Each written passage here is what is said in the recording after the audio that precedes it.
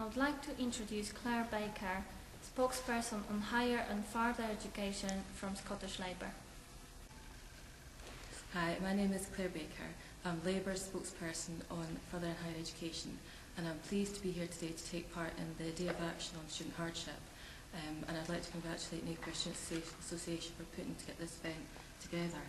I was elected to the Parliament in 2007, and I think that election, really the main issue for students and the debate, the political debate around students, was around debt and how we adjust the student loan system.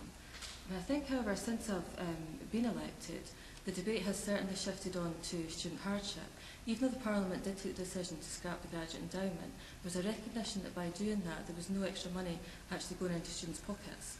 And once the Scottish Government announced the 30 million that could be invested into student support, that really kind of generated a debate about what is the best way to spend any additional investment we have to put into students. What is the best way to spend that money? Do we spend it on helping graduates pay off their loans, or do we spend it on tackling student hardship and putting more money into students' pockets?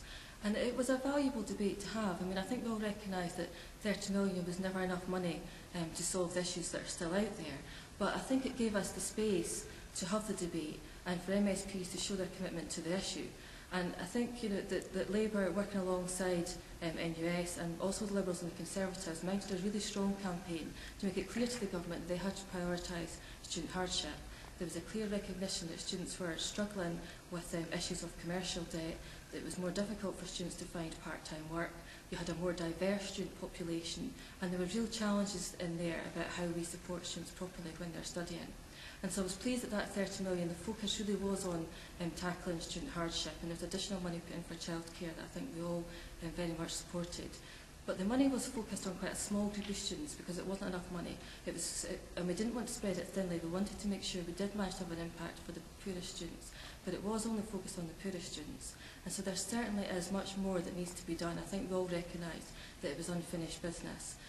We know there are big issues, particularly over the summer. The debt and income and expenditure report that was released shows that there's clearly some remaining issues, serious issues around student support and hardship. The NUS report that they did, Overstretched and Overdrawn, which highlighted the issue of commercial debt. We know there's continuing stresses on hardship and childcare funds at universities, and there are fears that once again some universities will run out of funds that are valuable for students who are trying to exist on what is in many cases not enough money that comes in student support. I think we can all recognise that. And I think also that it's concerning that in Scotland, even though we will see an uplift for some students next year, even those students who receive an uplift, there's still a significant gap between what students receive in Scotland and what they receive in England. And I do appreciate there's a different funding system there in England, but it doesn't take away from the fact that Scottish students are disadvantaged within the UK, and they are the poorest funded students within the UK. We also have to look at issues around supporting childcare and the more diverse student population, and how we make sure that all students are supported during their time at university. So I think for politicians the question is, where do we go next?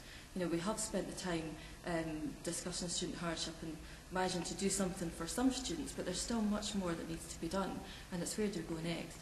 Now, many of the parties at the moment are starting to think forward to the May 2011 election, which does seem quite a long time away, but we are starting to now think about our manifestos and what kind of policies we need to bring forward for Scotland. And it's certainly my priority that student hardship and making sure we can come up with solutions to solve the issues that are still out there is part of what Labour will be putting forward. I mean, I think the debate that's been sparking off today around how we ensure a fairer funding system is important, and it's how we take forward that debate. And there is discussion around do we go towards an independent review.